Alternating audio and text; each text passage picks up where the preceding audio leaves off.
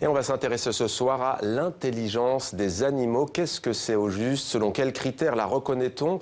Comment la science aussi l'étudie-t-elle? Et quels sont les enjeux philosophiques d'une meilleure connaissance du sujet? On en parle avec nos deux invités. Karine Lou-Matignon, merci d'être avec nous. Vous avez dirigé un magnifique ouvrage qui a pour titre « Révolutions animales. Comment les animaux sont devenus intelligents » avec ses yeux magnifiques en couverture. C'est chez Arte Éditions avec les liens qui libèrent également. Avec nous aussi ce soir, Gilles Boeuf, merci d'être avec nous. Bonsoir. Vous êtes biologiste et vous avez été président du Muséum d'histoire naturelle à Paris. Karine Lou-Matignon, on a presque envie de dire qu'il y a un paradoxe dans la science. Plus on progresse en la matière, moins on se sait supérieur aux animaux. Oui, c'est vrai. D'ailleurs, ce livre en est le témoignage. On assiste à une véritable révolution scientifique et sociétale sur la question de nos rapports avec les animaux. Et dans cet ouvrage, nous avons donc des points de vue pluridisciplinaires et internationaux sur cette question, qui montrent effectivement que les animaux ne sont pas des machines, que le propre de l'homme, eh bien, il est plus ce qu'on croyait. Justement, on trouve chez les animaux de la conscience, des émotions. Alors évidemment, à des degrés divers selon les espèces, mais en tous les cas, les chercheurs de cet ouvrage nous montrent qu'on trouve chez de l'insecte au cétacé des comportements de conscience, d'intelligence, des émotions, fabrication d'outils et autres. Gilles Boeuf, vous avez participé vous-même à cet ouvrage. Qu'est-ce qui a été l'élément, le facteur qui nous permet aujourd'hui de mieux évaluer cette intelligence animale? D'aller les étudier chez eux. Au départ, en fait, beaucoup de travaux ont été faits sur des animaux de zoo ou des animaux qui étaient en fait élevés, même dans des familles. On a élevé des chimpanzés avec des enfants, par exemple. On a compris des choses. Mais d'aller les voir dans la nature, tous les jours, vivre dans leur milieu à eux, a tout changé. Et d'assister à des vraies scènes, en fait, parce qu'on élevait une espèce ou un autre, ou un individu, on est tombé sur un bon ou un pas bon. Là, maintenant, on a affaire à une communauté, et on se rend compte effectivement qu'on fait des découvertes absolument merveilleuses. Alors, des exemples concrètement, prenons le singe. Quel singe? Il y en a beaucoup. Allez, le chimpanzé. Le chimpanzé, d'accord, ouais. Donc, alors, par exemple, tout récemment, il y a un travail très beau qui a été fait qui montre que des chimpanzés sont capables de savoir quand vous allez tricher, par exemple. On joue avec eux, et à un moment, ils se disent, là, il va tricher, je vais l'avoir. Ils ont aussi un sens fantastique aussi de la justice. Par exemple, on donnait quelque chose à un animal, et puis on donnait autre chose à celui d'à côté qui avait fait la même chose. C'était profondément choquant pour eux. Ouais. Ils étaient absolument touchés par le fait qu'ils n'étaient pas traités comme l'autre. Il y a une infinité comme ça. Nos chimpanzés, par exemple, qu'on suit, nos chimpanzés sauvages, en Ouganda, se soignent quand ils sont malades. Ouais. On les voit manger une plante qu'ils ne sont jamais allés chercher. Alors, quand on va chercher après cette plante, on trouve des principes actifs contre le paludisme. Contre le paludisme. Mais qu'est-ce qui entre en jeu? Est-ce que c'est la survie, l'instinct naturel, ou est-ce qu'il y a des processus génétiques qui entrent en compte pour leur permettre de faire cela? C'est un mélange de tout ça. Ça veut dire qu'au cours de leur évolution, effectivement, la maman a appris des choses qu'elle va transmettre à son bébé. Et une maman chimpanzé, elle met 5 ans à sevrer son enfant avant de le laisser partir. Vous vous rappelez ces fameux macaques japonais qui ne faisaient jamais ça? Et une femelle s'est mise un jour à laver ses aliments, et tous les macaques japonais, aujourd'hui, lavent leurs aliments. Donc on a transmis quelque chose. Les outils, c'est extraordinaire. Quand je vois un chimpanzé qui va préparer un petit morceau de bois, qu'il va tordre avec l'angle qu'il faut à tel moment pour avoir sa termite, c'en est magique. La seule chose qui me chagrine à chaque fois, c'est que quand il a fini, il laisse son outil. Alors je lui crie, garde-le! Non, ça c'est l'humain. Karine Lou-Matignon, on ne va pas tout dire de ce qu'il y a dans ce livre, mais il y a par exemple les chèvres qui ne sont pas si chèvres que cela, et même pas du tout. C'est peut-être même l'un des animaux les plus intelligents. Un exemple, vous, qui vous plaît dans ce livre, par exemple, les corbeaux, les corvidés, qu'est-ce qui les distingue, eux, en matière d'intelligence? Pourquoi sont-ils si malins, comme est titré le chapitre?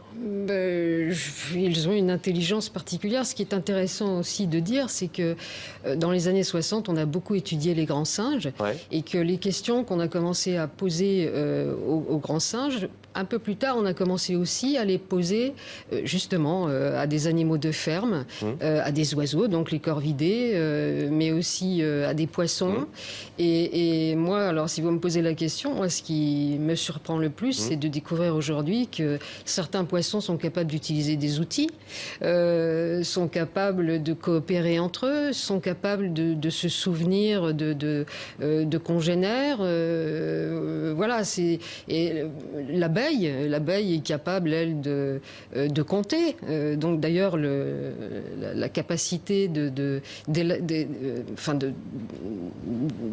d'envisager des quantités, en tous les cas, c'est quelque chose qu'on retrouve chez pas mal d'espèces.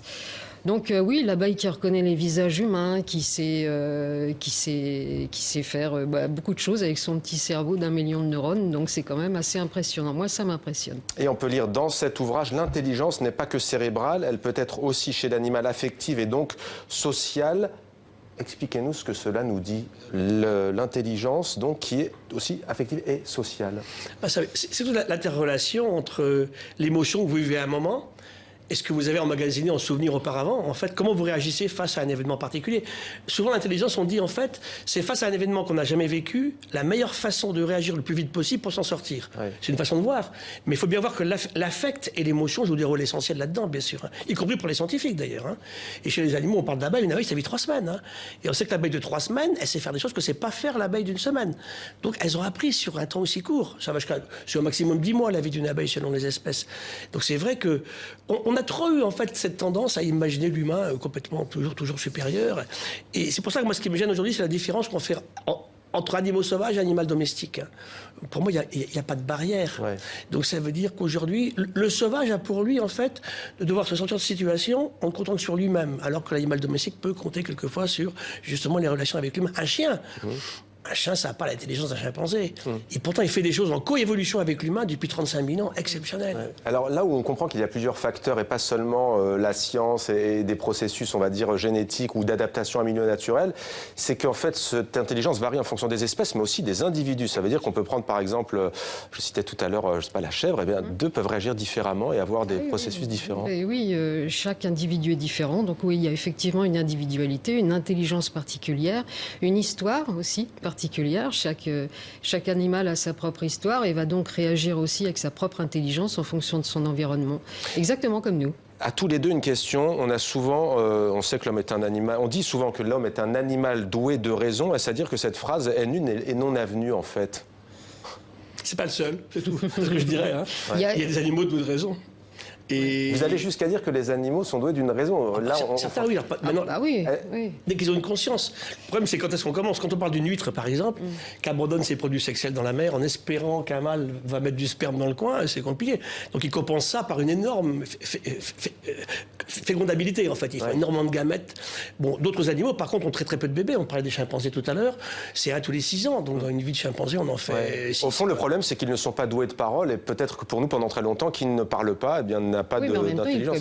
Il communique. Voilà, il communique. Et la communication vocale, chez les animaux donc, qui communiquent de façon vocale, ce qu'ils disent a du sens, évidemment. Alors attention, parce que depuis tout à l'heure, on dit nous, on, il faut se méfier toujours du pronom on, parce que dans certains endroits du monde, et dans certains peuples, dans certaines civilisations, il y a un véritable respect, une harmonie avec les animaux. On va voir une photo d'ailleurs d'un homme indien qui est d'une communauté religieuse qui prône depuis des siècles des devoirs et la protection, une responsabilité même envers les animaux. Les Bishnoi. Fascinant, parlez-nous d'eux, on ne connaît pas forcément, allez-y. Quel est le rapport entre les animaux et cette communauté ? J'ai une étudiante qui fait sa thèse chez eux en ce moment, j'encadre ce travail là avec un sociologue de Paris 1. En fait, ce sont des gens qui ont vécu des événements très difficiles à la fin du XIVe siècle et on est coupé des arbres, on tuait leurs animaux, ils se sont mis à défendre et le maréchal du coin qui avait déjà tué 400 personnes s'est dit j'arrête, il les a écoutés et donc depuis cette époque-là, en fait, ils vivent en ne coupant pas les arbres et en mettant sous leur protection 2 animaux sauvages, une gazelle et une antilope. Ils vivent aujourd'hui un problème écologique dans l'autre sens, c'est comme qu'il n'y a plus de prédateurs, et ils ont un problème de surpopulation de ces gazelles et ces antilopes, maintenant qui leur pose des soucis. Mais une grande partie de la récolte qui est faite, une partie est laissée à ces animaux, entre guillemets, pseudo-sauvages. Oui, dans de nombreuses sociétés traditionnelles, l'animal est un guide. Donc on l'utilise quand même, on le tue aussi, mais en tous les cas, on le considère différemment.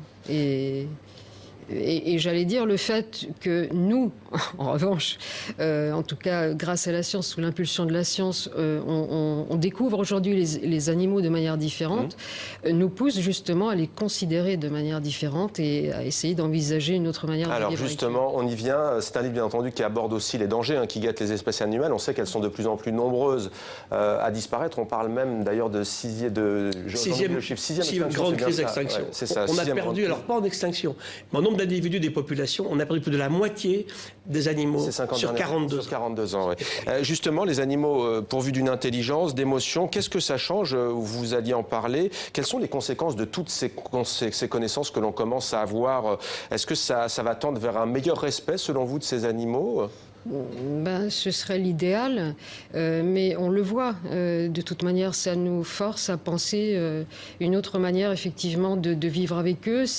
La question animale, aujourd'hui, elle devient économique, elle devient juridique, elle devient éducative, elle devient politique, donc sociétale. Elle touche à tous les degrés de notre société aujourd'hui. Oui. D'ailleurs, on n'a pas évoqué le mot, mais il y a celui de souffrance. On a vu ces images d'abattoirs très difficiles à supporter. Monstrueux, c'est monstrueux. L'argument, c'est quoi? Il faudrait dire que si les animaux souffrent, il faut arrêter, et s'ils ne souffrent pas, on continue.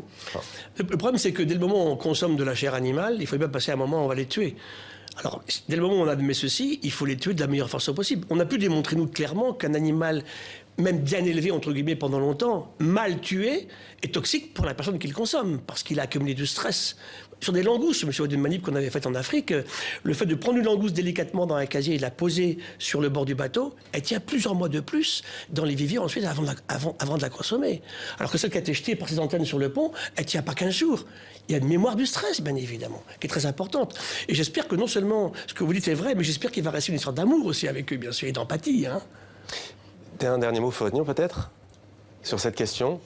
Sur la question... Sur cet ouvrage, selon vous, vous aimeriez qu'il serve à quoi, au fond? Justement, à changer le regard que l'on porte sur les animaux et à mieux les considérer. Ouais. Parce que c'est aussi s'intéresser à la condition animale, c'est aussi s'intéresser à l'avenir de l'homme. Les deux sont liés. Ce n'est pas justement une atteinte au respect de l'homme que de considérer l'animal. C'est souvent ce qu'on a tendance à entendre, en tous les cas. Ça veut dire qu'il y a une question philosophique aussi qui vient se mettre au débat? Lévi-Strauss disait un petit peu avant sa mort que chaque espèce qui disparaissait est une chose imprescriptible. Edgar Morin aussi a abordé ces questions-là, bien évidemment. L'homme se juge uniquement digne, il n'y a que lui qui est digne. Mais cette dignité-là implique une responsabilité vis-à-vis des animaux dignes de ce nom, ce qu'on ne fait pas aujourd'hui. Merci beaucoup d'avoir été avec nous tous les deux. Je rappelle donc, Karine Loup-Matignon, que vous avez dirigé cet ouvrage Révolutions animales, comment les animaux sont devenus intelligents. Arte Éditions, les liens qui libèrent. Vous y avez participé, vous aussi. C'est grâce à elle que le livre existe. C'est grâce, voilà qui est dit, c'est grâce à Karine Loup-Matignon. Merci à tous les deux. Merci beaucoup.